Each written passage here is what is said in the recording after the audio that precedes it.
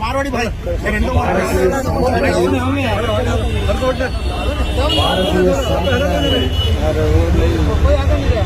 భారత జాతి గొప్పతనాన్ని ప్రపంచానికి చాటిన మహనీయుడు వివేకానందుడు.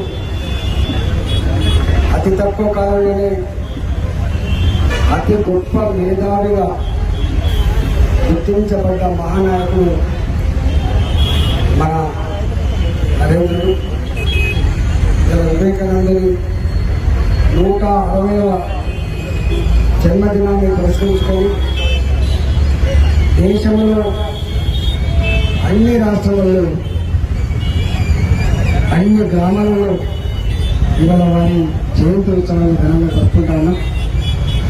వారి జయంతి ఉత్సవాలు, వారి వర్ధంతి సభలు ఈ దేశ యువతకి గొప్ప సందేశం ఇచ్చడానికి, ఈ దేశ ప్రజానికానికి ఒక గొప్ప సంకల్పాన్ని అందించడంతో భాగంగా మనం జరుపుకుంటా ఉంటాం. ఇవాళ యువతకి పెద్ద స్ఫూర్తి. ప్రపంచంలోనే గొప్ప మానవ సంపద కలిగిన దేశం భారతదేశం అని మనం గర్వంగా చెప్పుకుంటా ఉంటాం.